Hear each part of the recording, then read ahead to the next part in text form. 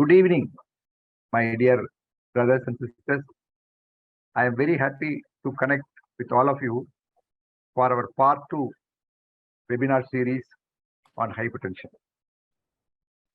As you know, this webinar series is jointly hosted by World Lung Foundation South Asia and Whole Medical Academy of India. World Lung Foundation South Asia, a major aims and objectives are public health ranging from cardiovascular disease control and prevention to road safety to environmental health to civil registration and vital statistics. All public health related activities and the scope of the work cover comprehensive public health service. All of you know about Whole Medical Academy of India. Our aim is to conduct seminars in general medicine, particularly diabetes, cardiology and hypertension, obesity, lipids and allied disciplines, and thereby improve medical knowledge to medical practitioners and specialists.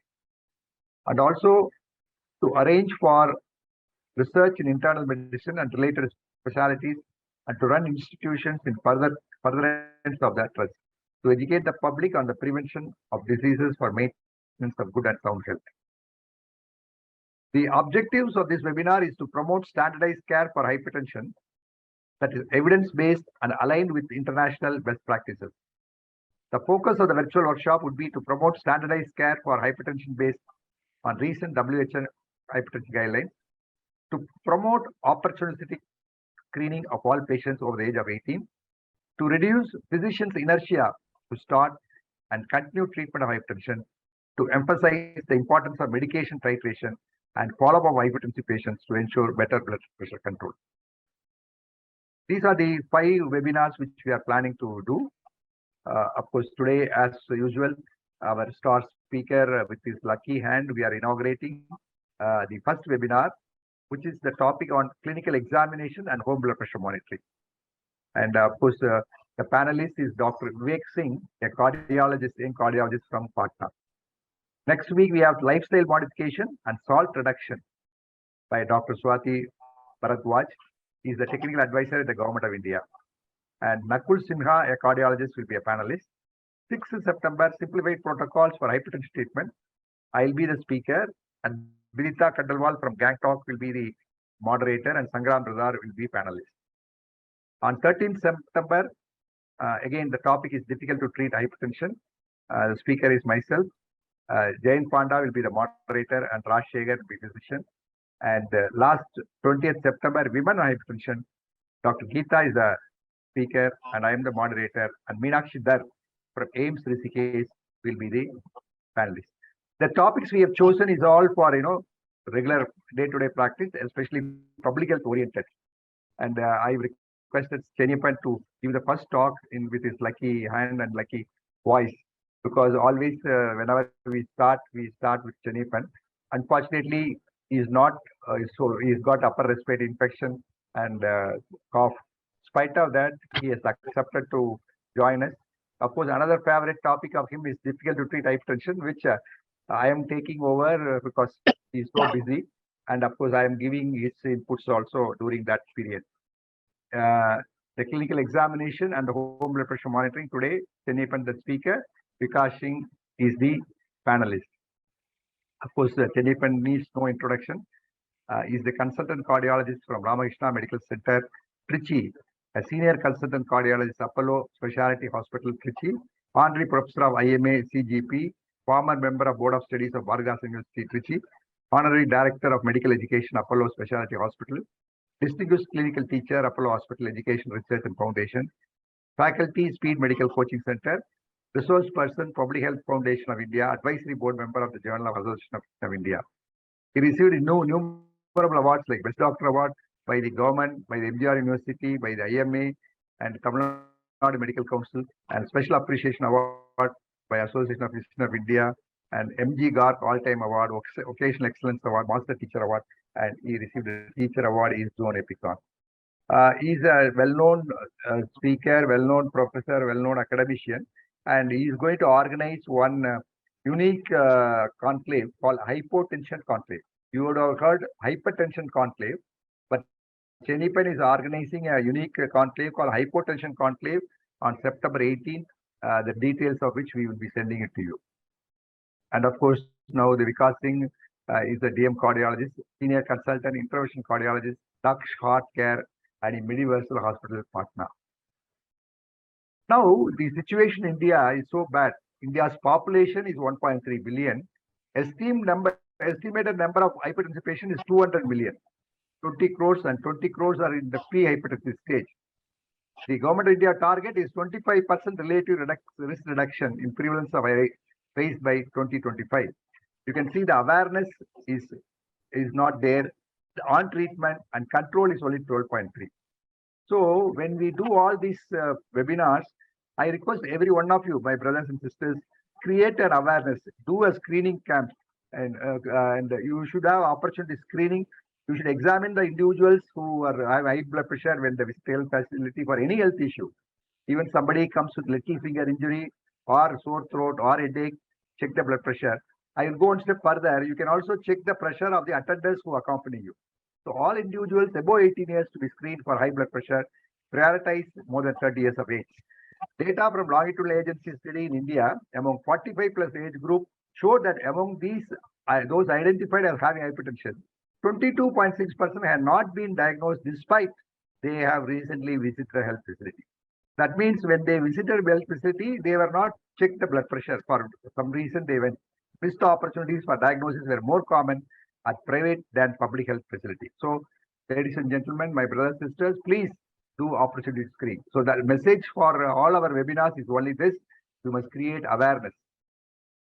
And then my affectionate appeal: in every house there is a person who has got hypertension. Home blood pressure monitoring helps to improve BP control. Home blood sugar monitoring is known, but not home blood pressure monitoring.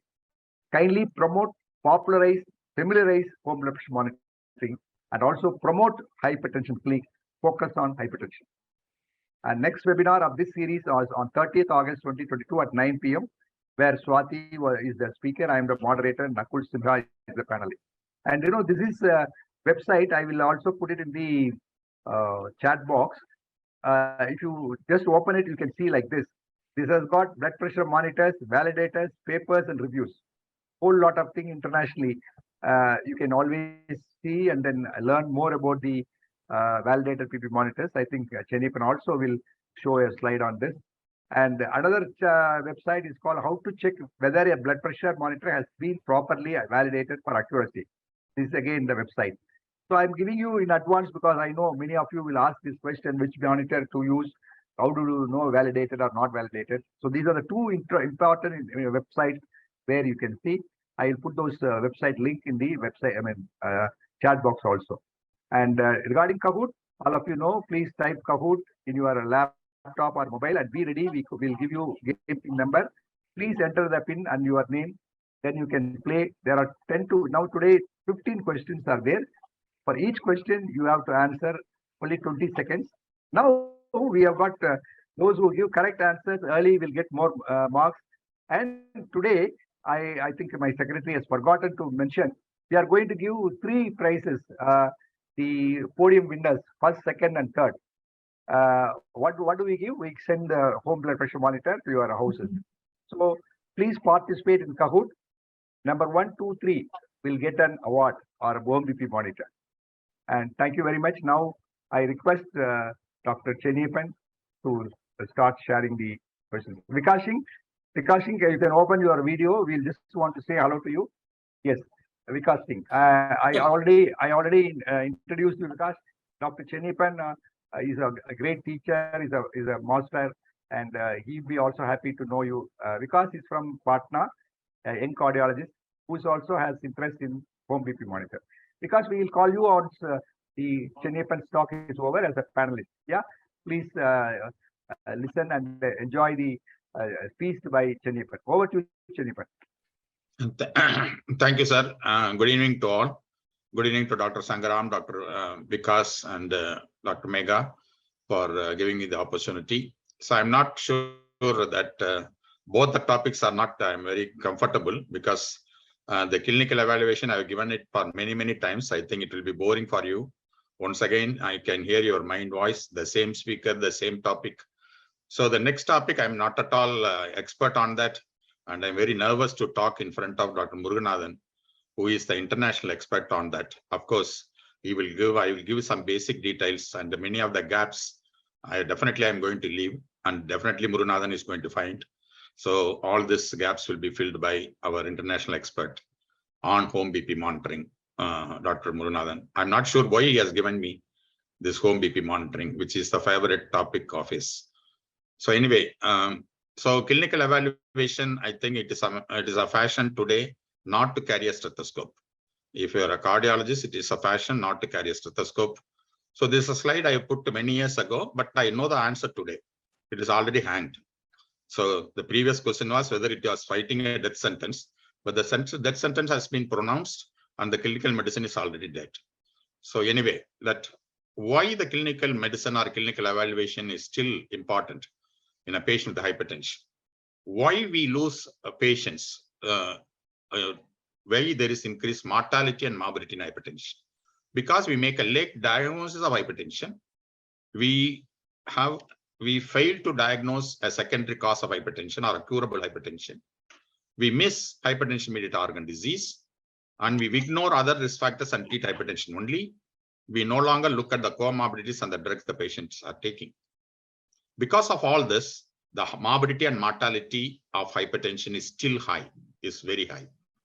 So why, if at all we want to diagnose all these things, we rely upon investigations such as electrocardiogram and an echocardiogram and laboratory investigations. But a very good clinical evaluation, what we mean by evaluation, it is taking good history and doing a meticulous physical examination. When we do that, it will identify most of the abnormalities mentioned above. We can diagnose most of these abnormalities, and at the earliest, one. Second, with little or no cost to the patient. So that's the main aim of the first half of my talk. So clinical evaluation means taking good history and do a good physical examination. We do these two things to answer 4 important questions. Whether the signs and symptoms are related to hypertension, to rule out the curable cause of hypertension, what are the other risk factors the patient has got, whether the patient has got a hypertension-mediated organ disease, what comorbid conditions and the patient's drugs are there in that particular patient. To answer these 5 questions, we do the clinical evaluation through the history and physical examination. So the good history taking is an art. So many times we don't take this. So this is a very important slide. I think most of you know, Dr. House, who makes no attempt at all to get a history. He is bored of history, but of course, he will diagnose all these things, but is good clinical examination, good clinical evaluation. So in history taking, you start from the head. So the headache in hypertension is maybe due to many things, but most often the headache is, I tell you how the headache will be, is due to the loss of autonomic tone or the loss of automatic control of blood pressure to the cerebral vessels. And of course, auto-regulation of the cerebral vessels. Because of the brain changes, the patient is irritable and gets angry very soon or very quickly. And there is decreased sleep. And visual variation will tell you there may be hypertensive retinopathy or due to hypertension complications or hypertension-mediated organ disease. And vertigo and giddiness is because of the dilatation of the vestibular blood vessels compressing the vestibular apparatus, and the delicate veins of the nose may rupture and bleed. And of course, the patient may have a red face because of sudden increased blood flow to the face and the eyes. And of course, he can have the snoring as a part of sleep apnea, and he may have the cardiac involvement, which may produce chest pain, dyspnea, palpitation, syncope, and rarely the sudden death also. And the most important symptom is a fatigability, which may be due to the cause and effect of hypertension. In the absence of any drugs, when the patient comes to hypertension fatigability, they have to suspect electrolyte disorders as a primary cause of hypertension, such as hypokalemia, Conn syndrome, and so on.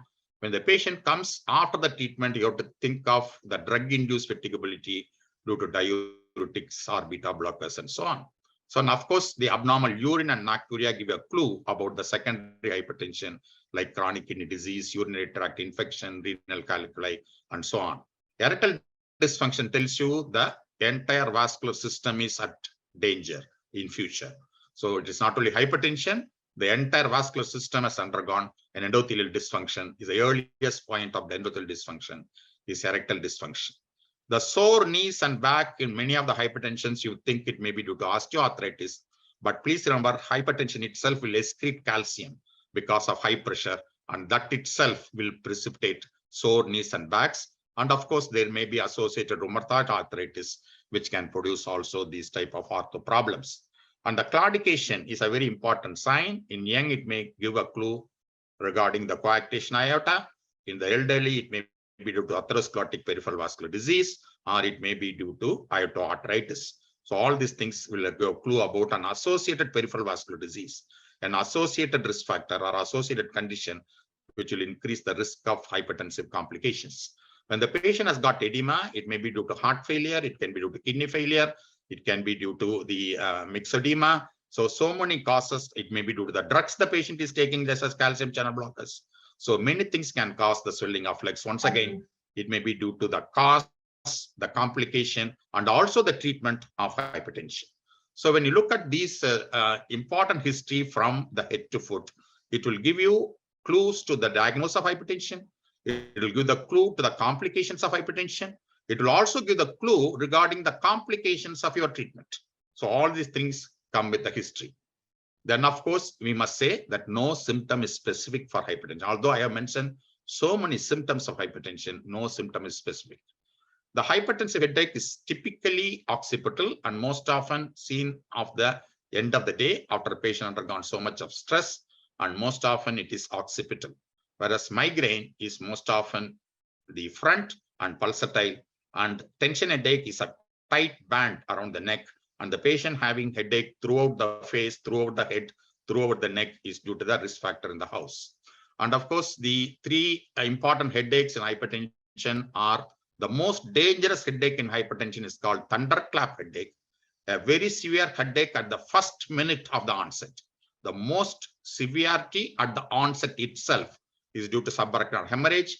Hypertensive urgency patients may come with a headache, as I told you, because of the cerebral autoregulation being lost. And the early morning headache in hypertensives, especially in obese hypertensives who snore, will a clue regarding obstructive sleep apnea, although the patient is not coming with a classical obstructive sleep apnea. So these are the three headaches to be watched in patients with hypertension. And of course, the history should also concentrate on the secondary cause of hypertension. The most important 6 secondary causes of hypertension can be remembered by the mnemonic called drop it. D for drugs and diet, R for renal, parenchymal and vascular, O for obstructive sleep apnea, P for primary hyperaldosteronism, I for inequality of pulses due to coarctation, aortoarthritis, and peripheral vascular disease, and T for thyroid abnormalities.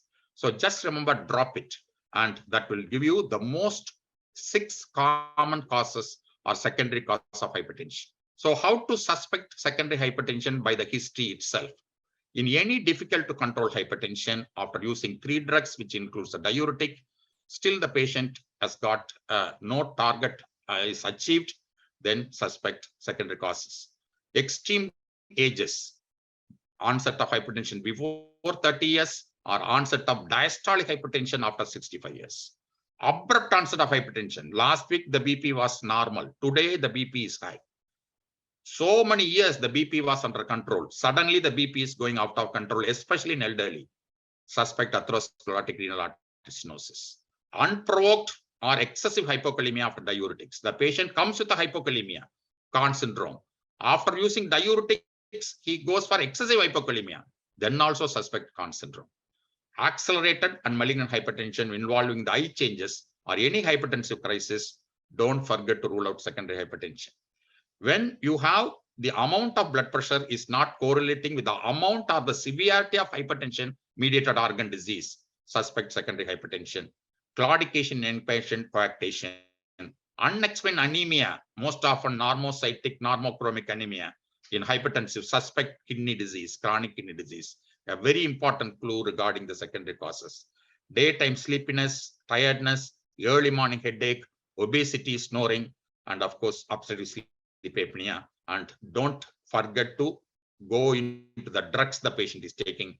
So the most simple secondary cause which can cure hypertension is removing a drug which the patient is taking and which is causing the hypertension itself. The most simplest treatment of secondary hypertension, the most simplest and permanent treatment of hypertension is to find out a drug which causes hypertension and remove it. And in women, the most common important history today we have to elicit today, especially in middle-aged women who come with hypertension, is called adverse pregnancy outcome. It's a very, very important history because adverse pregnancy outcome in the young age is actually precipitating a vascular disease in the middle age or in early age. So adverse pregnancy outcomes are gestational hypertension, gestational diabetes mellitus, preterm birth, pregnancy loss, and intrauterine growth retardation.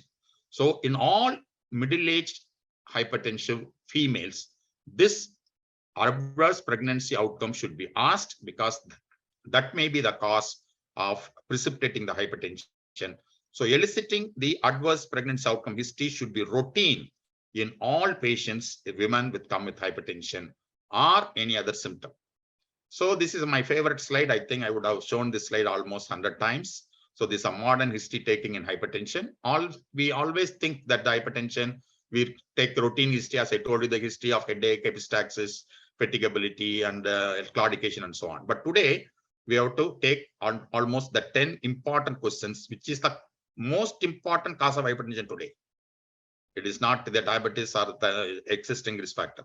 Whether your child is in 10th, 12th, or appearing for NEET, or you're building a construction on your own, and how much time you watch TV, it's serial for women, IPL matches and World Cup matches for men. How many times per week you eat outside, the parties, weekend restaurants, marriages, and we have a lot of pharma meetings, which is the major risk factor to hypertension. Do you have teenager or unmarried daughter? Very, very great risk factor today in causing hypertension. Many of the families, the people come with hypertension because of this factor. Or your doctor in a private practice and running a private nursing home. Very huge risk for hypertension in doctors today. And of course, you own a bicycle or a two-wheeler or a car. A bicycle runs on your fat and saves money. Your two-wheeler and car runs on your money and saves fat. And how much time you spend social media per day because of the news we get from the social media per day itself increase our blood pressure. How much time do you sleep is a very, very important question. For a good cardiovascular health, the patient should sleep for at least 7 hours per day, 7 to 8 hours per day. So on how is your sleep? And this is the most important, once again, risk factor for all of us. How much time you sit continuously per day. Sitting continuously per day is new smoking. Even if you exercise for 30 to 45 minutes, if you continuously sit in your OP for 7 to 8 hours, the benefit of exercises and other risk factor modification is lost. That's why you have to get up and every 2 to 3 hours, you must get up and walk. And of course, please remember, although I have mentioned so many symptoms and signs, the absence of symptoms and signs is not equal to absence of hypertension. A significant elevated blood pressure can exist without any symptoms and signs.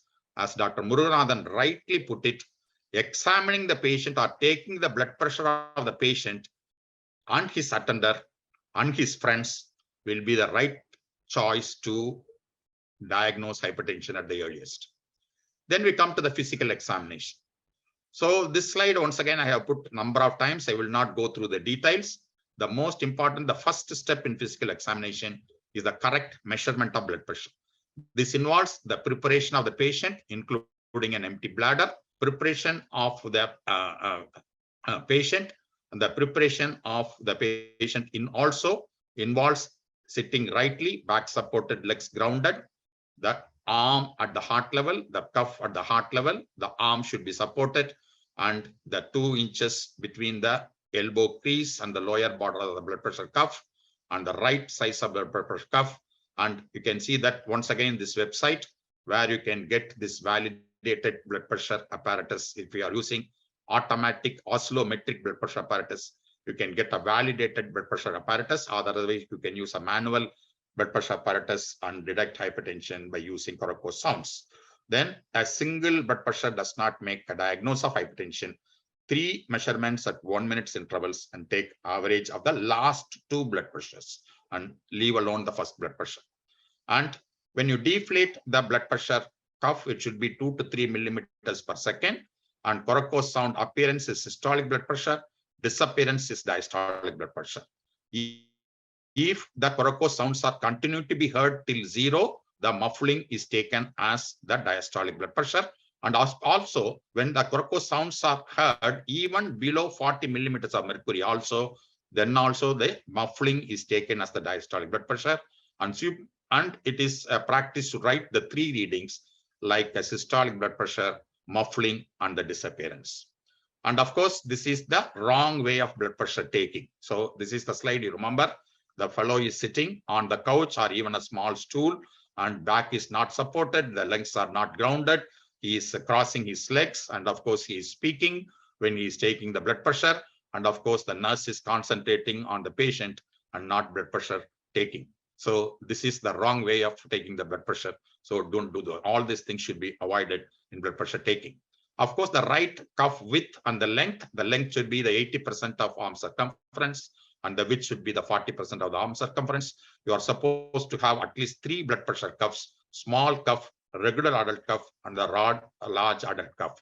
Don't compromise on this, and always please remember to have all these 3 cuffs in your practice or in your clinic.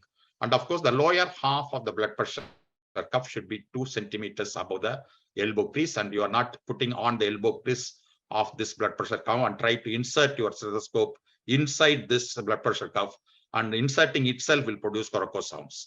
So that's why you must have a clear-cut distance between the elbow crease and the lower half of your blood pressure cuff. There are 5 rights to get the correct blood pressure recording: right cuff size, right placement, right position, right preparation, and the right performance. So always follow these 5 rights. And of course, for very large arms of more than 42 centimeters, we have what is known as a conical cuff, and this is used when your arm is very large, arm circumference is more than 42 centimeters. So if you are not going to follow all these methods I have told you, what will happen? You will have a significant increase in systolic blood pressure and diastolic blood pressure. If you talk or the patient talks, the systolic blood pressure can go up to 19 millimeters of mercury and the diastolic to 14 millimeters of mercury. When the patient crosses legs, it is 15 and 11. And if the back is not supported, diastolic blood pressure may be increased. If the arm is not supported, both blood pressure can be increased up to the tune of 5 millimeters. If the cuff position is lower than the heart level, I'll show you a picture like that. It can increase systolic pressure to the tune of 23 millimeters of mercury and 12 millimeters of diastolic blood pressure. Oscillometric devices, if you are not using properly, can produce significant abnormal readings. So please remember to use validated devices and correctly educate the patient to do oscillometric devices. Distended urinary bladder can increase the blood pressure of 33 millimeters of mercury. So every time the patient comes, the blood pressure is high because he's sitting for 3 hours in your AC waiting hall, not going to the bathroom, and always he comes inside with a distended bladder. Always will diagnose hypertension, and will also diagnose difficult to diagnose hypertension, resistant hypertension. The only treatment for this blood pressure is ask the patient to go to the restroom and come into your clinic. Then you cure the hypertension. Of course, recent caffeine intake 14/13, recent smoking is 25/18, and cuff over clothing. Of course, there may not be significant effect. So, and of course, if at all you are using the cuff over clothing, it should be a very thin clothing. Don't use on a tight clothing. Don't use it on a thick clothing. And cuff too small, once again, may elevate the systolic and to the tune of diastolic blood pressure. So please remember that your diagnosis of hypertension is going to be grossly defective, grossly abnormal, if you do not follow the methods of correct measurements of blood pressure. So the important question is which arm to take the blood pressure. At the first visit, measure the BP in both arms. If one arm has consistently higher reading, use the arm which has got the higher reading for subsequent follow-up and treatment. Usually the arm difference is less than 10 millimeters of mercury. If it is less than 10 millimeters of mercury, then of course you can use the arm which has got the little more higher pressure. If the difference is more than 20 millimeters of mercury, definitely you have to rule out the vascular disease for the limb which has got the lower blood pressure. So this is how the arm, in which arm you have to use. And please remember to write which arm you are taking the blood pressure on that visit. Write the blood pressure reading, write R or L, so that you know that in which arm you have taken the blood pressure on that visit, and the next visit in what arm you are taking. Not only that, what position you are taking. So there is definitely a significant effect on the blood pressure when the patient is lying and sitting and standing. When the patient is lying, you can see that anytime a value is recorded, it is the arm should be recorded and the body position should be recorded. For example, you write 130/80, you write R and write ST standing or SI sitting or L for lying. So in what position you are, so all the three information should be there in your blood pressure recording. 130/80, R, ST or SI or LY. So in which position you have taken. The diastolic blood pressure may be little more higher when the patient is in supine. And of course, the most important, the mistake we do when we take the lying blood pressure is like this. So we usually take the arm like this and take the blood pressure like this. Please remember the arm and the cuff is not the level of the heart here. So definitely it will produce abnormal blood pressure reading. So whenever you take the blood pressure in the lying position, put a pillow below this arm, elevate the arm to the heart's level, and then take the blood pressure.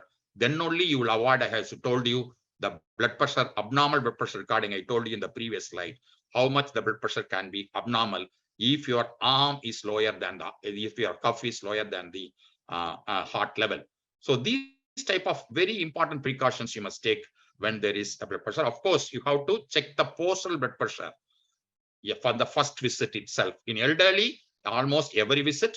In elderly, whenever you are adding a drug, you are increasing a drug, and you are starting the treatment, the postal blood pressure measurement is very important.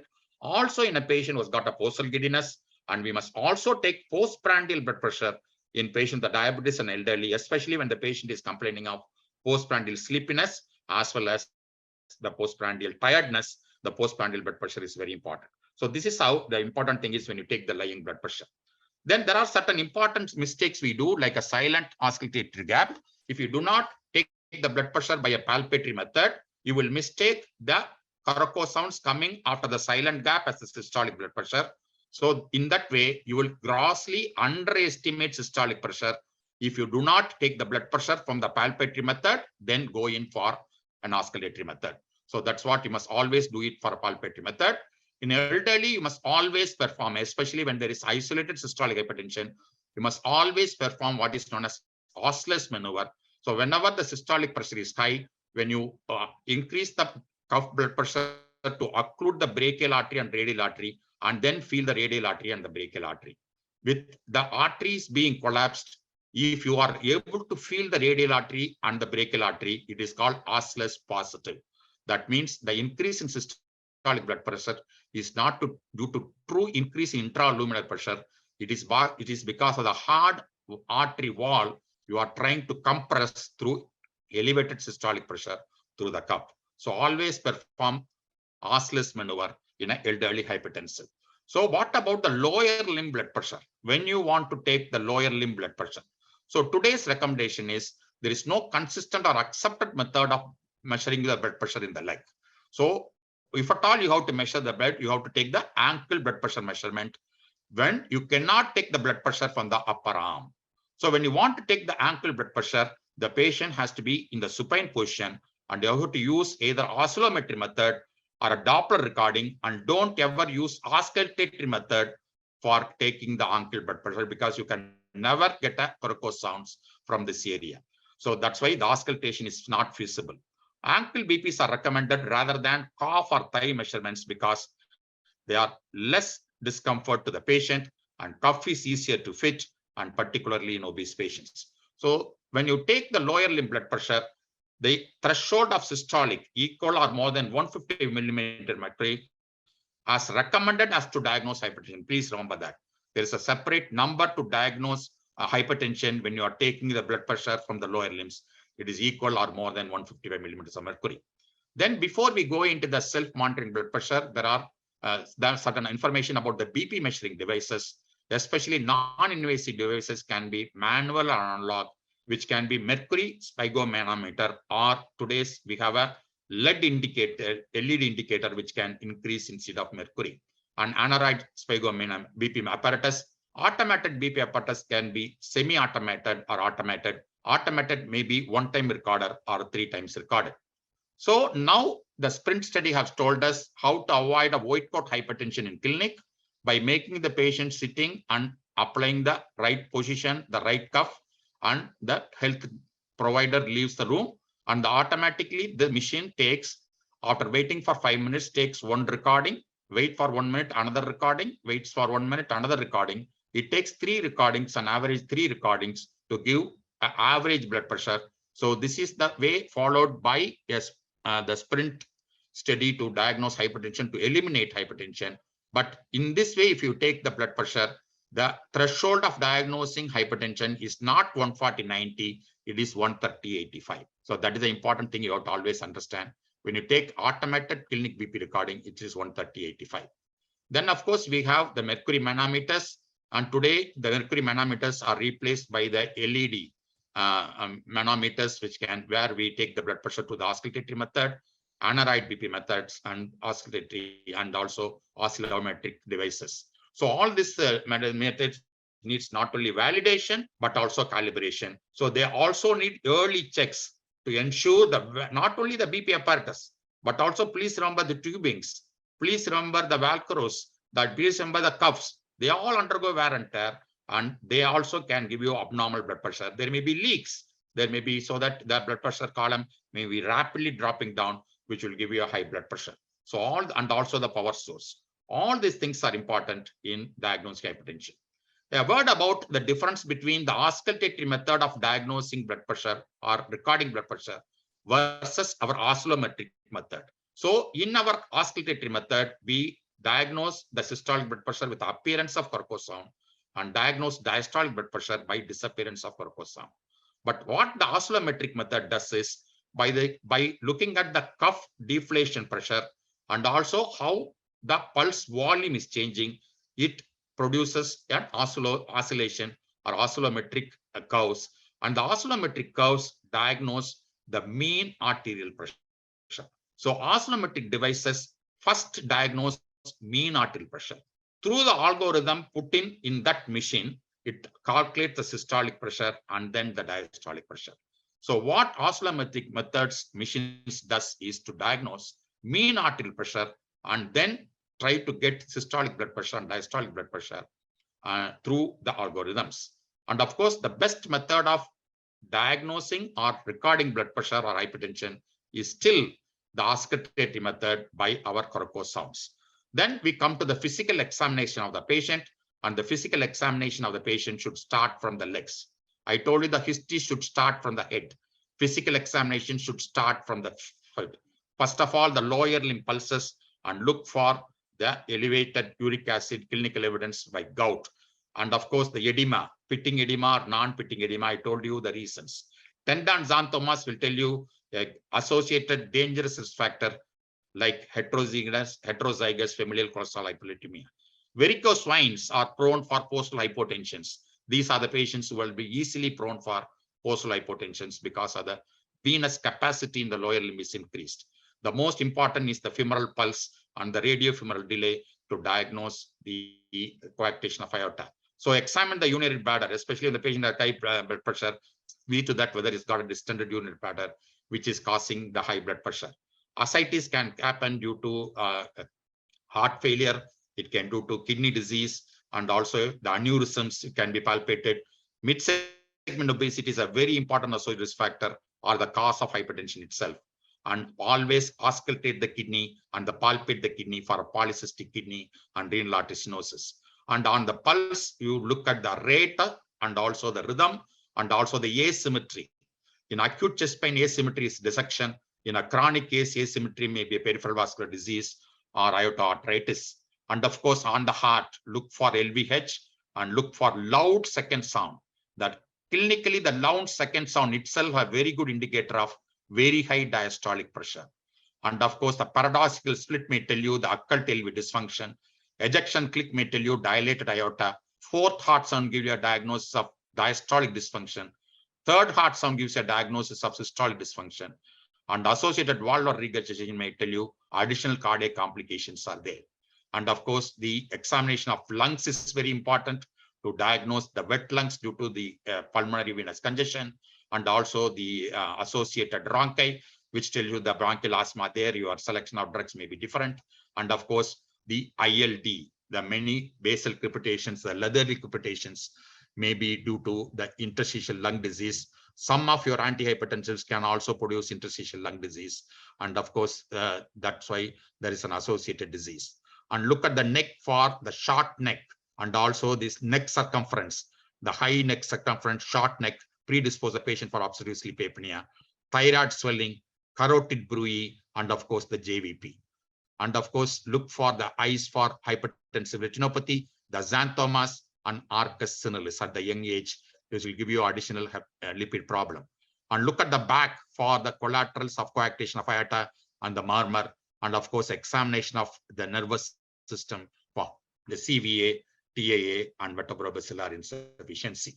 So this is how the physical examination once again give you a clue to the secondary causes, clue to the complications, and clue to the very important associated diseases by which you can change your drug therapy. On the heart examination, I will concentrate on this. So LVH on the apex, the third heart sound and fourth heart sound over the apex, loud second sound over the aortic area, paradoxical split in the pulmonary area, and tricuspid regurgitation in pulmonary hypertension, and examination eye for the different types of hypertensive retinopathy, examination, general examination of the patient for associated endocrine disorders, and one type of neurofibroma or fibromata, if it is present, it may indicate an associated pheochromocytoma in patients with hypertension.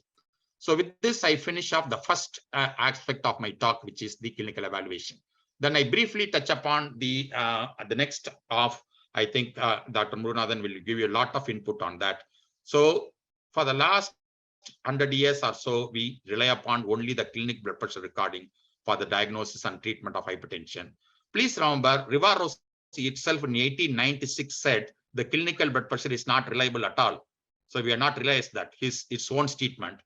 It is enough to speak to the patient, invite him to read and look at him suddenly. Perhaps it will be a sudden noise, carriage going past in the street, loud noise, distant noise to make the blood pressure rise in the clinic itself. He himself said that the clinic blood pressure has got so much of disadvantage, and so much of he said that clinical blood pressure can change because of all this reason. So although it is not the only factor, the simple application of instrument can cause a temporary rise in blood pressure. He has already diagnosed white coat hypertension there. So that's why it is there since 1896 by Rivarossi's statement. So the realization today is contemporary diagnosis, management, and follow-up hypertension is no longer based on clinic blood pressure alone. Because why the clinic blood pressure alone is not sufficient to treat hypertension today? It is most often not recorded by us, most often not properly recorded by us for the doctor factor, patient factor, equipment factor as mentioned. Only a single reading in a hurry does not indicate the BP variability. White coat hypertension, masked hypertension, we don't have any idea about nighttime hypertension. This is the most important determinant of the future cardiovascular outcomes. We don't have any idea of early morning surge, which can produce the early morning cardiovascular events and patient's drug status. And of course, still we prescribe and adjust drug based on one single BP recording for the next 3 to 4 months. So that is what the scenario today. And that's why I used to realize that the most scientific treatment we offer to our patients is the antihypertensive treatment. 3 months he comes, suddenly we apply one cuff, just take one reading quickly and adjust the drug for the next 3 to 4 months. That's it. So next 3 months he comes and does this. So this is what the problem is. So this is a story of an executive will tell you why the clinic blood pressure is not adequate to treat a hypertension today. So this is a story of executive. He chairs the meeting, his blood pressure goes up to 160 or 170. He lectures 2 times. Once again, the BP goes up. In between, he come to the company's hospital clinic or outpatient clinic and check the blood pressure normal. So he's very happy and goes down and gives the 3rd lecture. Once again, his BP goes up and he goes to the dinner. And of course, he's maybe taking the dinner with his wife. Once again, the BP goes up here. And of course, during the sleep, BP comes down. So he's very happy because his clinic blood pressure is normal. But you can see how much the BP is varying throughout the day. And all this high blood pressure are missed if you are going to rely upon only the clinic blood pressure recording. That's why it is very important to have what is known as home blood pressure monitoring. But the best terminology for home blood pressure monitoring is self-BP monitoring. Why self-BP monitoring is very important is to diagnose what is happening out of the clinic.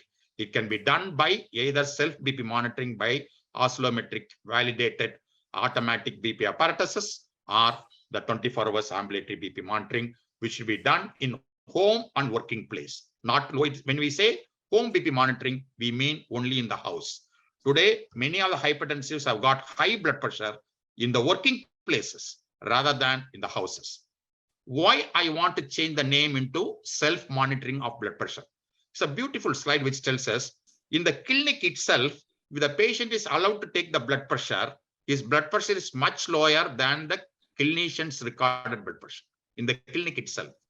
In the house, if you ask the relative to take the blood pressure, although you call it a home blood pressure monitoring, if the relative takes the blood pressure, it is higher when the patient takes the blood pressure himself. That's why it is self-BP monitoring rather than home BP monitoring. So self-BP monitoring can be done at the house, done at the working place, done at the, for example, he goes out and have a holiday. During the time he can take, and it is not a home BP monitoring. It is a BP monitoring outside the clinic done by the patient himself. Will give the best idea about what is happening to the out of clinic. So the self-BP monitoring, what is very important at home and other places is the education of the patient. So you all know about the white coat hypertension, where the clinic blood pressure is high and the out of clinic blood pressure is normal. Masked hypertension, where the clinic blood pressure is normal, out of clinic blood pressure is high.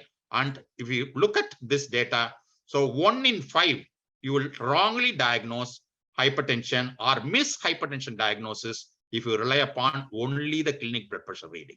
So 20% of fallacy is there when you diagnose hypertension or when you not diagnose hypertension if you rely upon only clinical blood pressure. For that, you need self-monitoring of blood pressure. So 1 in 5 will be wrongly diagnosed as white coat hypertension, and 1 in 5 will not be treated for hypertension if he has got a mass hypertension when you rely upon only the clinic blood pressure. That's why today's guidelines, like 2021 European guidelines, said that whenever high normal blood pressure is there, you must rule out masked hypertension by getting out of clinic blood pressure recording. When there is high normal blood pressure, still home BP monitoring is required or self BP monitoring required to rule out masked hypertension. When you have grade 1 hypertension, you have to rule out white coat hypertension. Once again, out of clinic blood pressure recording is necessary. So in these two scenarios, definitely you need the self BP monitoring is an indication today or the guideline recommendation today to diagnose hypertension. So of course, don't, when your BP is very high or the patient is coming with a hypertension mediated organ disease, you need not rely upon these things to diagnose hypertension. But even a treated patient, the self-monitoring of BP monitoring is necessary because what we call as a white coat effect and masked effect.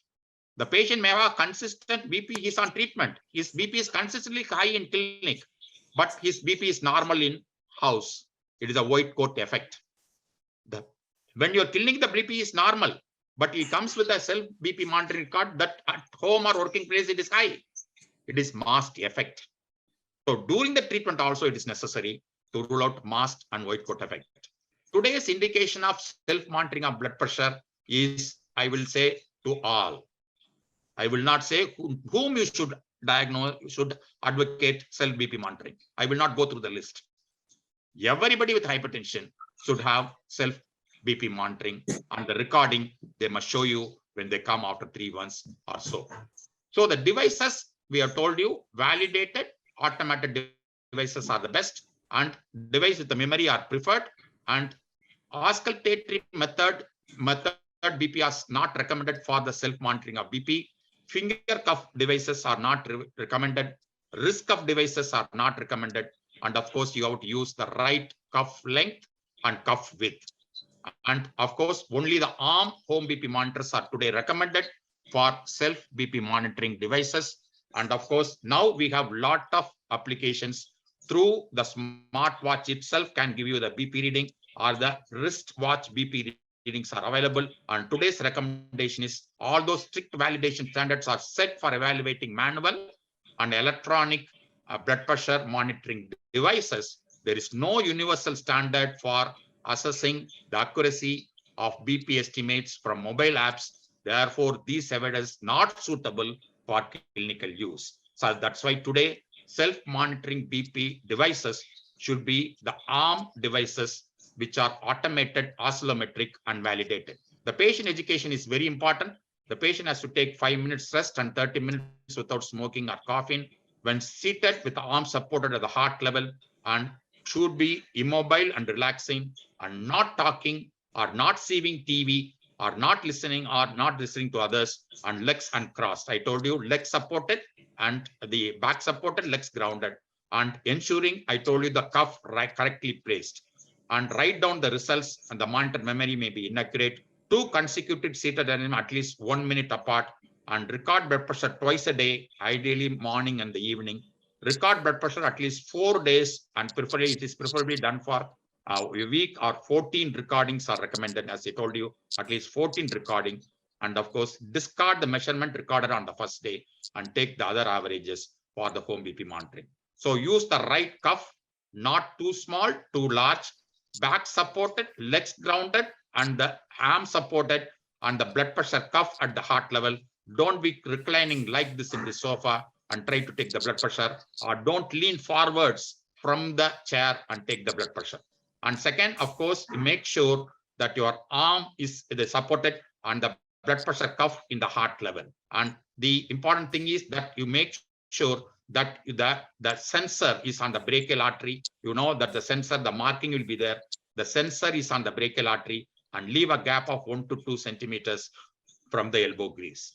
And of course, the devices I told you, and write down your results. And the instructions are to summarize: use a validated monitor, and of course 30 minutes, no smoking, no exercise, no caffeine, no alcohol. 5 minutes, still sit in a chair. Make sure the cuff is at the right size. Wrap it just above the bend in the elbow. Wrap it against skin, not over the clothing. So don't talk, relax during the recording. Keep still during the recording, and comfortably on the plate, on a flat surface like a table at the heart level. Back supported, legs grounded. Do not cross the legs. And of course, after recording, wait for 1 minute and take the second recording. Take the average of recording, and of course, take a notebook and keep a recording of your blood pressure you are taking in the morning and the evening. So in which situations this self-monitoring blood pressure is not recordable? When the patient is highly mobile, when the patient has got a cardiac arrhythmia such as atrial fibrillation, fast heart rate or low heart rate, rapid pressure changes are happening, severe shock and extreme heart rates, and the patient is excessively obese, the home BP monitoring the self BP monitoring may give you a wrong reading. 7-day home blood pressure nodding, minimum of 3 days, 14 recordings, and of course the 2 measurements per occasion, 1 to 2 minutes apart. And of course, long-term follow-up also you can use them. When once the patient is diagnosed hypertension and the patient is on treatment, every week or 10 days, he can take the blood pressure by this and bring you a recording so that you can know what is happening out of the clinic, because this is going to reinforce the compliance. This is going to enforce the adherence. And of course, the isolated reading should never be diagnosed for the diagnosis purposes. And the very important advice to the patient is this: because of the blood pressure monitor is available, the patient may be taking blood pressure every 1 hour.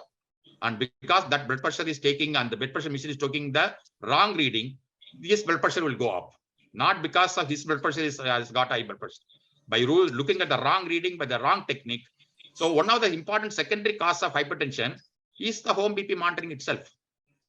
Self BP monitoring itself. So he's not using the validated BP apparatus, is not using the correct technique. And the machine is doing a wrong recording like 200 and the heart rate of 40. This patient will become anxious and become hypertensive.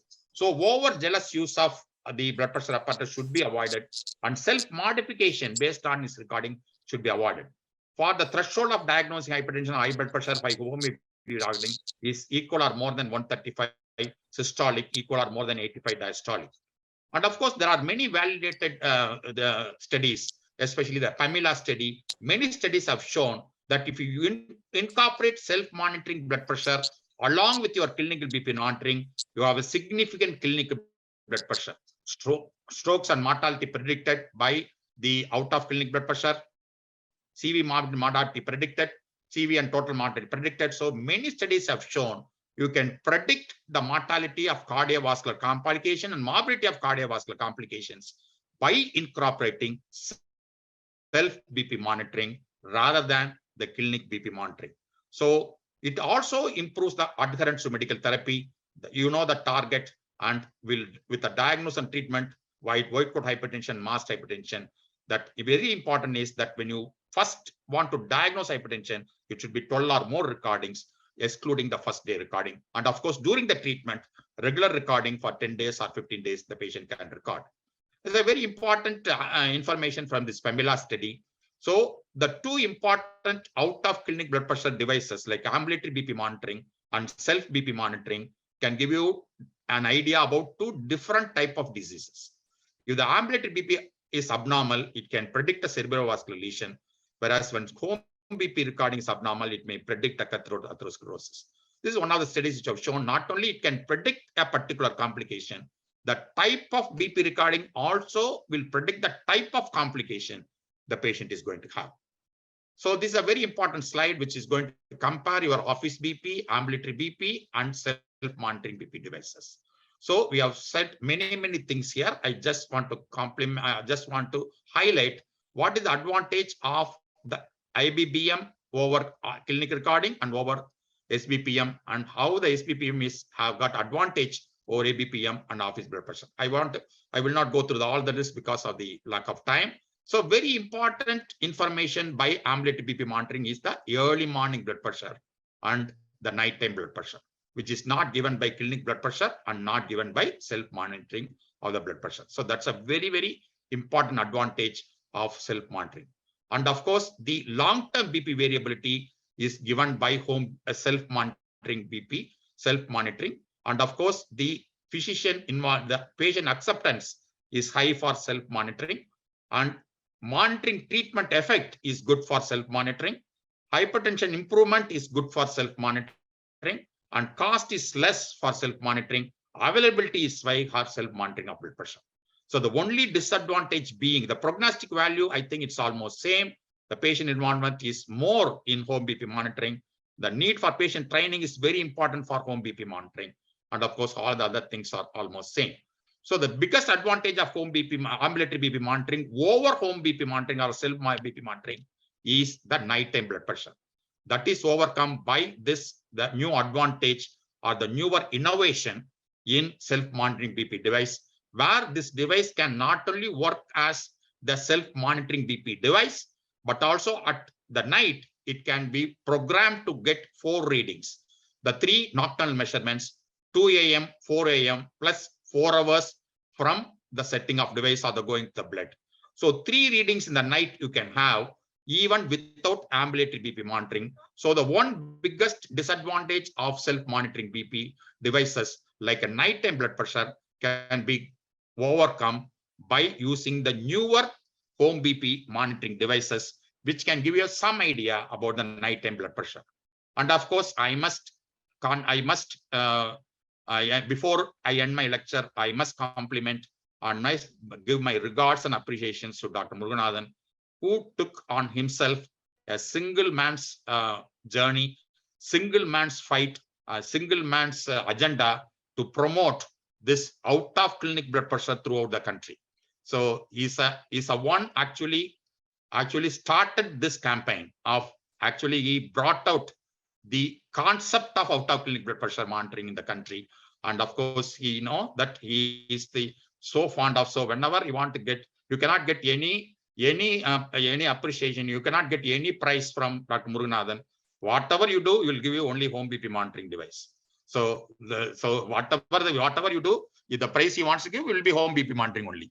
No other compliment you can get it from Dr. Muruganathan. So that gives that gives us the idea about his involvement in this particular area. To sum up, in history, listen, not hear. In inspection, observe, not see. And in palpation, feel, not touch. And in auscultation, listen, not hear. And in BP management, not only in clinic, but also out of clinic. So today you may remember, you may wonder how this clinic evaluation of blood pressure plus home BP monitoring is related. They seem to be two separate topics, two separate sections. But what is very important is a good doctor does his best in clinic. How? Correctly clinically evaluating the patient, correctly getting the blood pressure recorded, correctly getting the home blood pressure monitoring education, and he does the best in his clinic. Whereas the patient, by self-monitoring device, gives a vital information to that good doctor. What is happening to his house? What is happening to his in the office? What is happening to his holidays? What is happening to the blood pressure out of clinic? So he does best in clinic, patient does his best in the house and the out of clinic. So this provides a platform for the ideal management of hypertension so that everybody gets the target blood pressure goal and it will prevent future long-term complications. Thank you for your patience. Thank you so much, Chinipan. I don't have words to, appreciate. It is superb and super amazingly excellent. In fact, you said you'll be not comfortable in both the topics, but you really want all the heart. Everybody, there are more than 250 persons, not one left, scenario. Once again, my real, thanks to Chinipan. Before I go to Vikas Singh, let us play the Kahoot. There are 15 questions. And as I told you, the 15 questions, 1, 2, 3 will get a home BP monitor. Now we'll start the game pin. We'll give the game pin. Please, those of you who are new, please download the Kahoot app. Be ready to get the game pin. We'll give you the game pin in 20 seconds now. Yeah, the game pin is 353.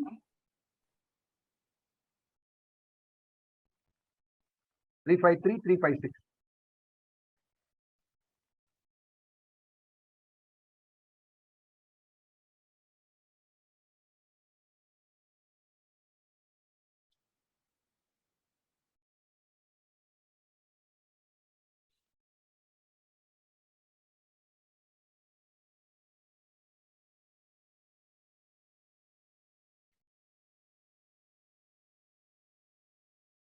I'm happy Dr. Rajshekhar has joined, Dr. D.P. Singh has joined, and World Lung Foundation, South Asia.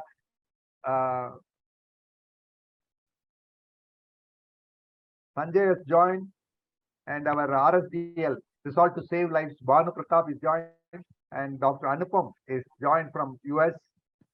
So many leaders of the hypertension profession and the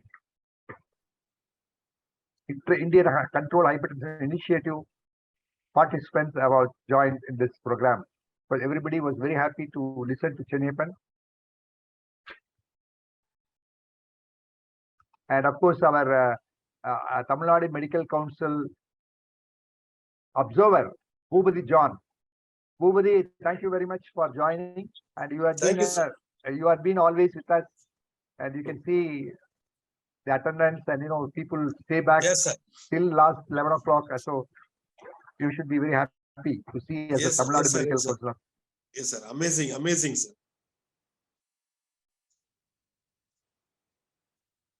As I told you, those who attend all the 5 webinars, you will get credit points, Tamil Nadu Medical Council credit points. You will be given 3 credit points. So please attend all the webinars, and then we know the records. We have got the records in here. So this is the first webinar. So we look forward to all your 4 webinars. Again, every Tuesday you will have a webinar. Last 3 seconds before I stop this Kahoot.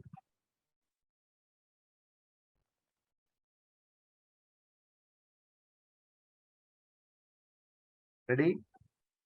Now I'll start.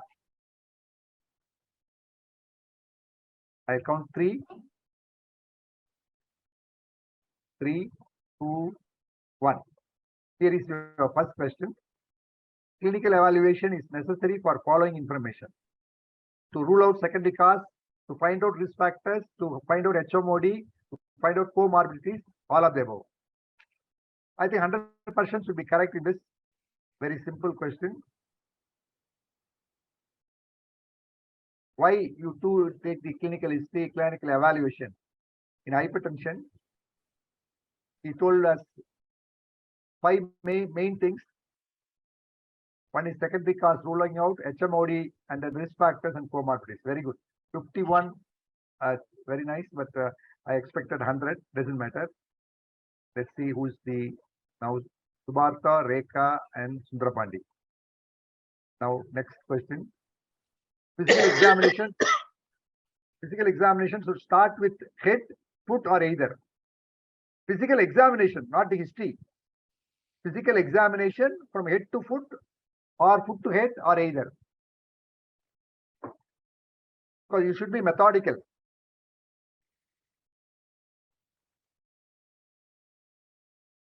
Yeah, it is from foot. Of course, history taking is from head, but the clinical examination is from foot. Hemant, Sundarapandi, and Priscilla. Now the next question: occipital headache is a specific symptom of hypertension. Yes or no?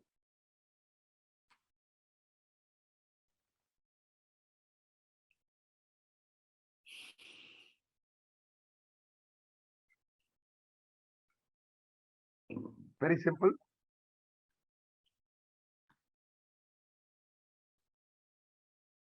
No, actually, you misunderstood the question. Occipital headache may be there. It is not a specific symptom for hypertension. That's the question. Okay. RMG, Sri Balaji, AKB. Now, common cause of sore knees in hypertension is due to uric acid, calcium, rheumatoid, or all of the above. It's a very interesting learning point for you. The sore knee is due to uric acid or calcium or rheumatoid.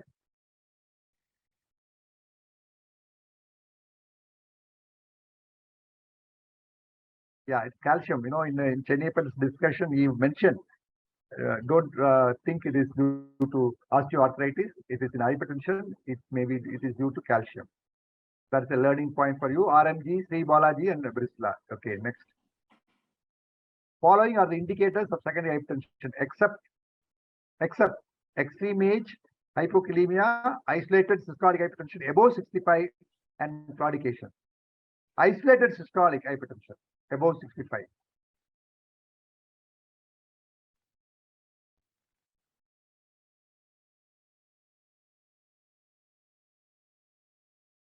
Yes, except isolated systolic hypertension, you may get diastolic hypertension in secondary cause. RMG, Sri Balaji, AKB. Next question. Modern history taking includes all except continuous standing, teenagers in the house, eating outside, private nursing home owner.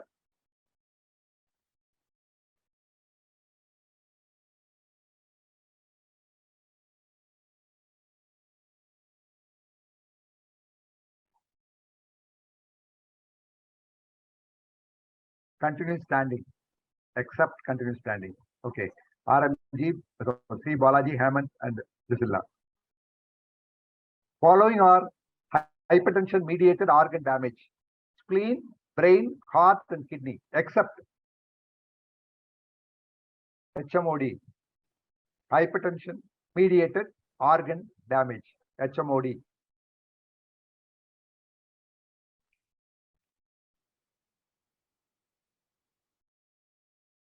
Super. Very good. Again, Balaji, Hemant, and Priscilla. Now, BP should be measured in which arm? Right, left, either, or depends on the handedness.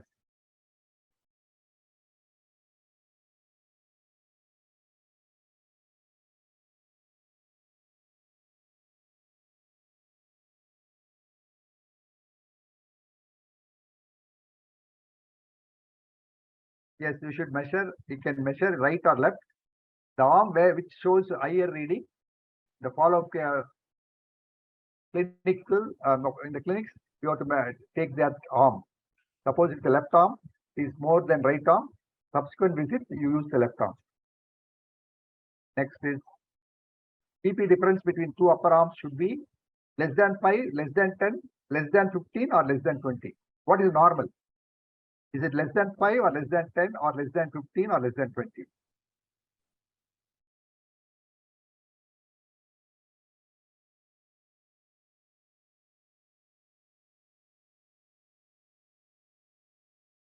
Less than 10.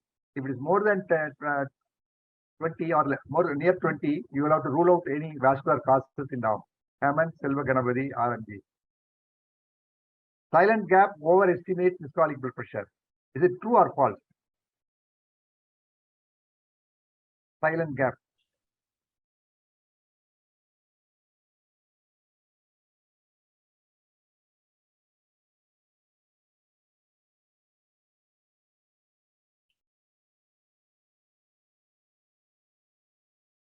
It is false.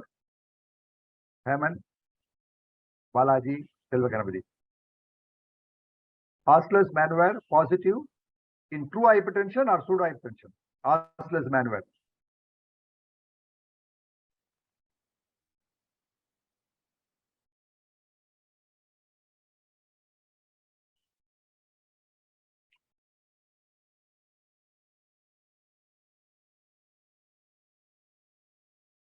Pseudo hypertension. Good.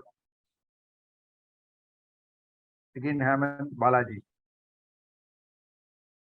Now, SPBM, self blood pressure monitor, BP variability, white coat hypertension, mass hypertension, or dipping. Useful for all the following except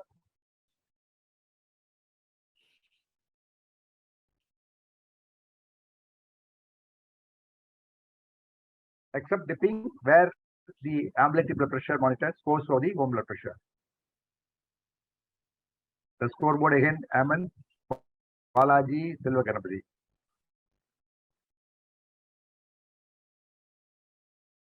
Threshold for diagnosing hypertension by SPBM, equal or more than 140/90, equal or more than 130/85, equal or more than 130/80, equal or more than 120/80.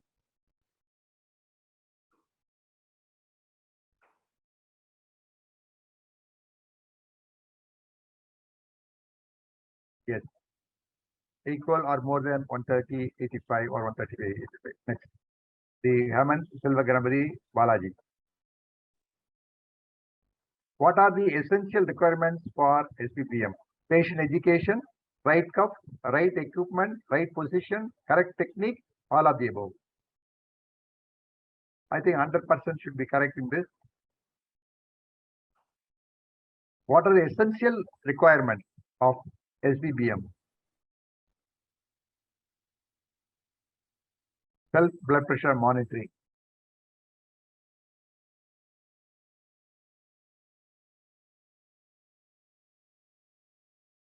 Very good. 56 correct. Hammond, Silva Ganapathy, C. Balaji, and Mitchell. This would be the last question. Oscillometric SPBM primarily calculates mean arterial pressure, systolic blood pressure, diastolic blood pressure, or all of the above.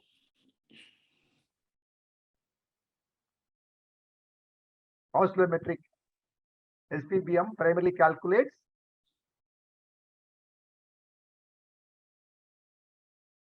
its mean arterial pressure, and with that algorithm in the machine calculates the real pressure and systolic pressure, diastolic pressure. Now let us see the winner.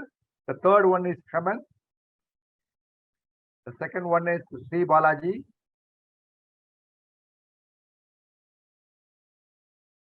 And Silva Ganapathy. I think Silva Ganapathy, Hammond, and C. Balaji, please write your courier address in the chat box with the mobile number, with your PIN code. Because last time we had a tough time because many of you have sent the courier address without the mobile number. So without the mobile number, it's very difficult to identify the house. So please, Silva Ganapathy, Balaji, send your courier address with the mobile number. Hema, please note down in the chat box, or you can write to them later also. Okay, I'll now stop sharing. Now, yeah, now I'll go to Vikas Singh. Dr. Vikas Singh. Now tell me your, opinion about this talk and your inputs.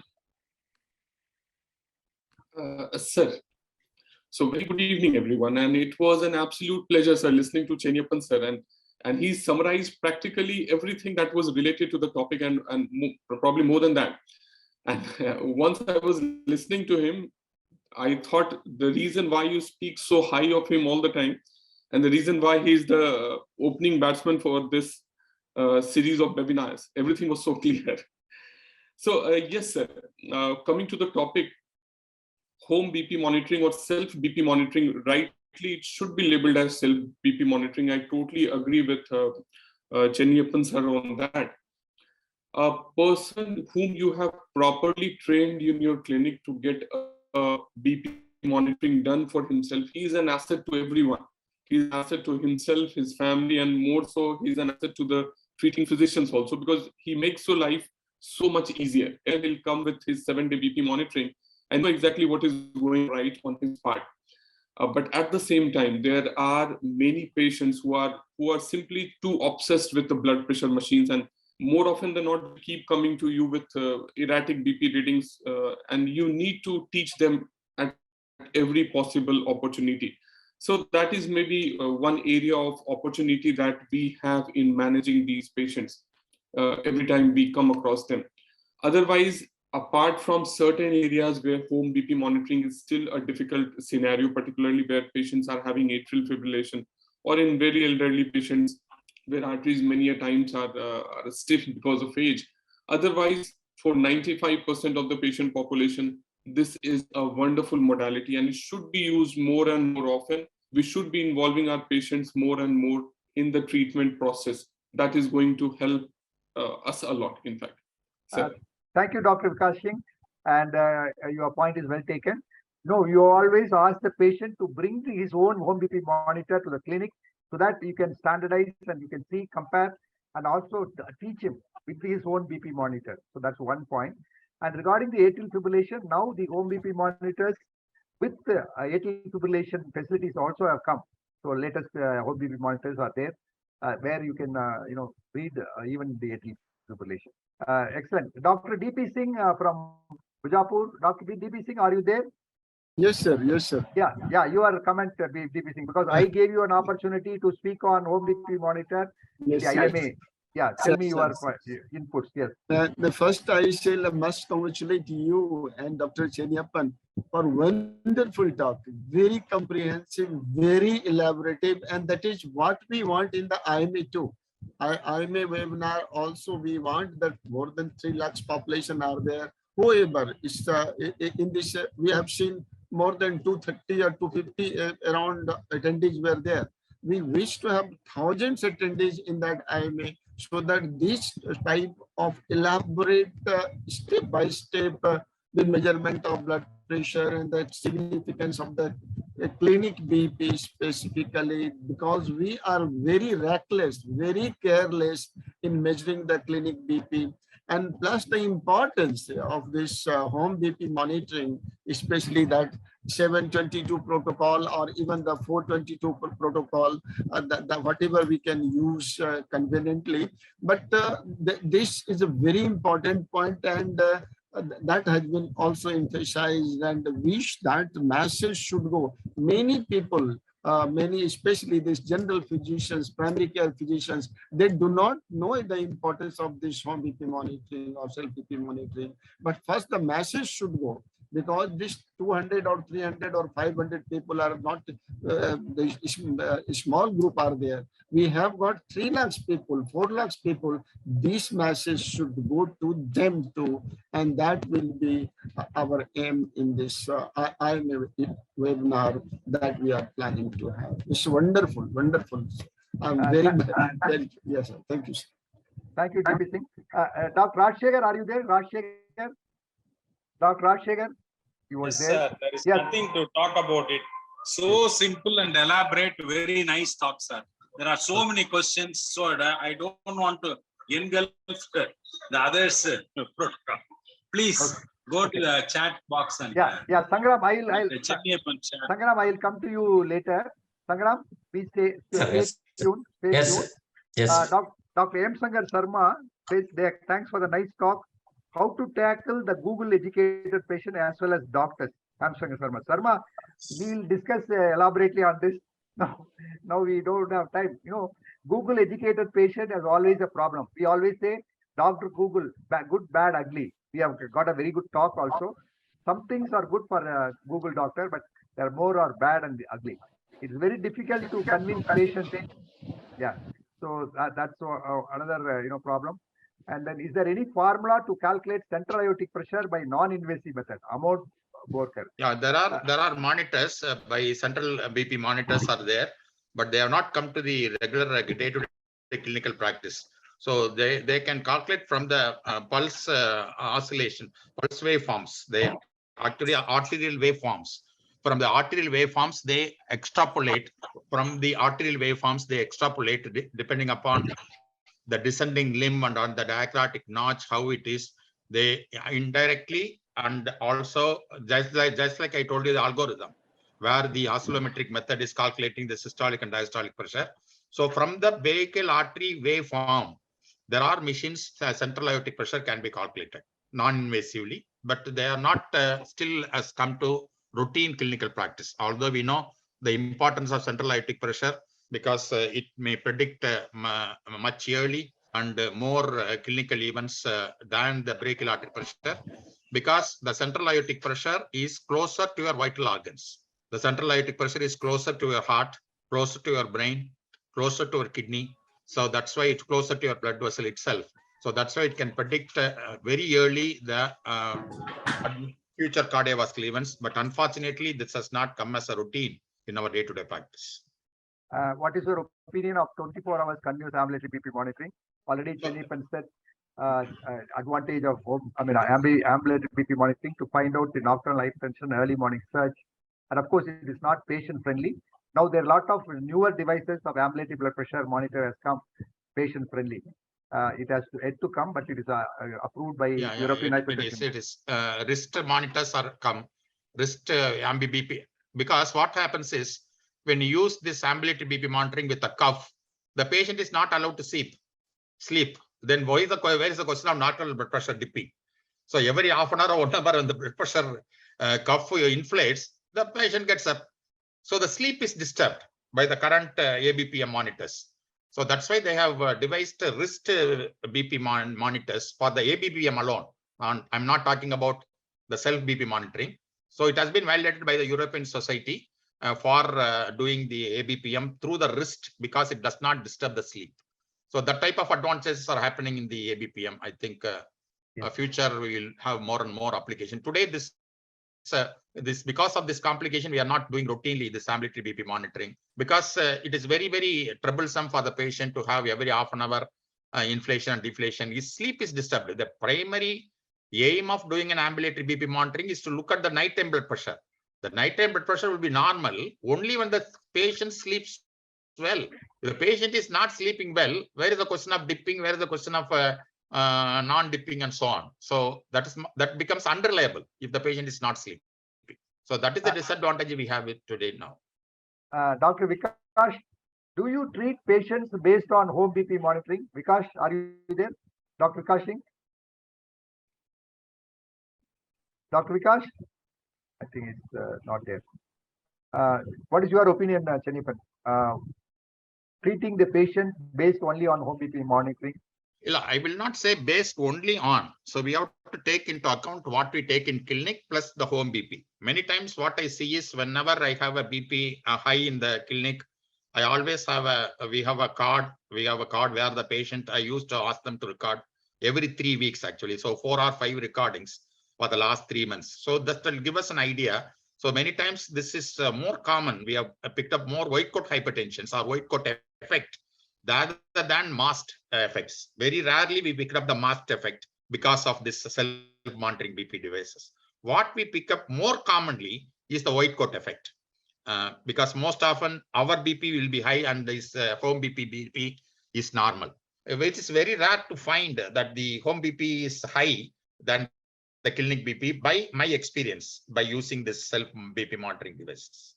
Yeah, but to diagnose mass hypertension with the home BP monitor, you have to do 3 days, morning and evening, and then ask them to bring the record, and then you can, diagnose.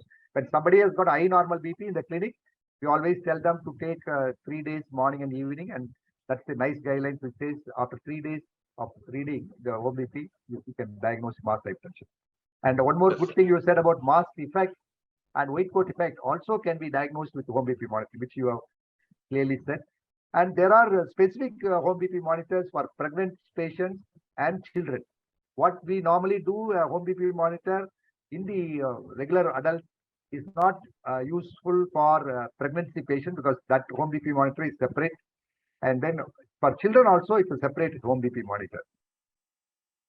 This just for information. And apart from that, in dialysis patient, home BP monitor is very, very useful. Many people in nephrologists use it intra-dialysis, inter-dialysis, and before dialysis also to get the idea. So home BP monitor is very useful.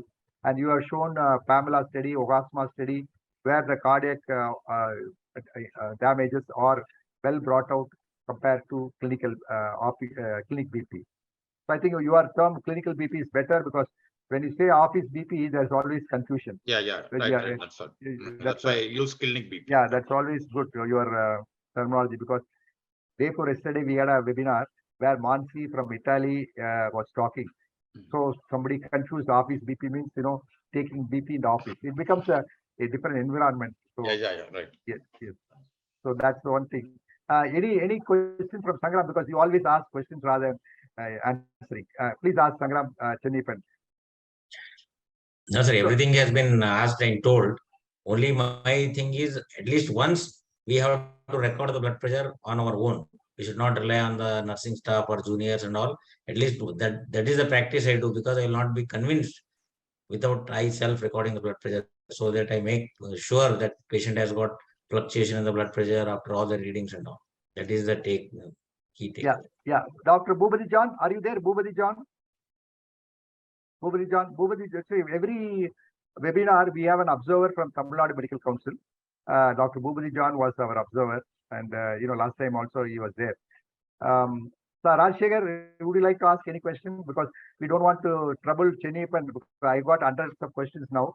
I don't want to ask because he's already having. Yes, made it as very simple. So nothing to be. I must thank Mega TV for the nice coordination. Every time, whenever a question not able to access the webinar, immediately she responds. Even now.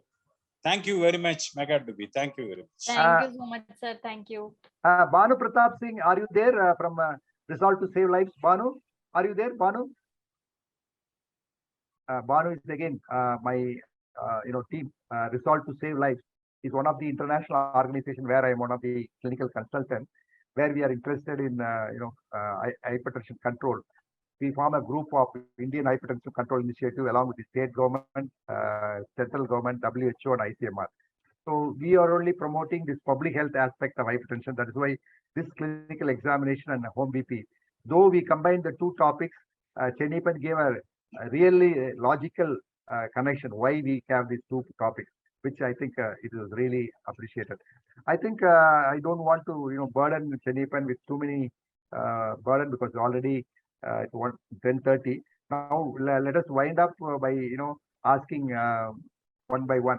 Rajshekhar, you would like to say any comment, and then we can your final message, Rajshekhar. Yes, sir. He has stressed that is the home BP monitoring, self-monitoring, and central aortic blood pressure monitoring. And he also stressed the various sizes of cuff, very important, small, medium, large, and even extra large. And also first BP, second BP, third BP, and we must take the average of the second and third BP. Also, he has told, very, very important. Thank you, sir. Thank you, sir. Rajshekhar. Sangram, you have any? Sir, my appeal is kindly follow all the basic principles in recording the blood pressure. So monitor the blood pressure on our own and start the treatment. That's all. Dr. Chenniappan. My take is that clinically examine the patient. So please record the blood pressure by yourself clinically examine the patient, do a clinical evaluation in all hypertension patients. Basically, it takes very little time. And also, especially in the first visit, I think you must have a good clinical evaluation and record blood pressure by yourself and properly record the blood pressure and always educate the patient regarding the self BP monitoring. Thank you so much, Chenipan. Clinical examination is a forgotten art. In fact, Dr. Chenipan has written an article in my book, Hypertension Manual. I think most of you have the book, Hypertension Manual. Those of you who are not having, please contact us. We'll tell you. That's a very good manual where you can learn everything about hypertension. Chenipan has contributed another article on ECG in hypertension also. So that's one. Number two, please promote home blood pressure monitoring. By what? Whenever you go for any function, as Chenipan said, don't give fancy items as a gift. Give only monitor, which will be useful for the family, the whole family, not only for patient, but for patient family. Now we are going to do a research on family cluster by giving the home BP monitor. If somebody has got the high BP, how many of their family cluster has high BP? So we are doing a study now on this family cluster. And home BP monitor, I always say home BP monitor beyond home. Like, if you have a home BP monitor, give it to barber shop, give it to railway station, give it to mall, give it to airport, give it to library. Teach the teachers, teach the medical representatives, so that will be very, very useful. So home BP monitor beyond home is my favorite subject. Also, during the COVID, home BP monitor did a wonderful job because many people could not come to the clinic. This home BP monitor with telemonitoring, with WhatsApp, we could control the persons, because when you have a COVID, if you control blood pressure, the mortality of COVID is also reduced. So, ladies and gentlemen, my brothers and sisters, please focus on hypertension, which is a silent killer. We cannot be silent. We must make noise, and we must promote home BP monitors. And then, if you have any doubt, of course, our Chenipan is always there. You can send your questions in WhatsApp. Rajshekhar and Chenipan and Sangram will answer. We will meet next week, lifestyle modification, more specifically salt reduction, because that is one of the areas what WHO wants to focus, because we don't take time to talk about salt. So that's why we have chosen lifestyle modification plus salt reduction as a separate topic. And the third topic is simplified protocols and difficult to treat hypertension. And fifth one, women and hypertension. In fact, I wanted to disturb Chenipan for one more talk. And Chenipan, of course, is so busy. And he has, of course, given all the inputs for all the topics. So though he is not there physically, we'll always get his ideas and inputs. Thank you very much, Thank you, Dr. sir. Thank you, sir. Thank you, Dr. Good night, sir. Good night, Dr. sir. Sangram, Dr. Good night, sir. Rajshekhar. Good night, sir. Good night, sir. Good night, Good night, Rajshekhar, sir. Good night, Thank sir. you so Good much, night. sir. Thank Thank you. you, sir. Good night, Thank you. sir.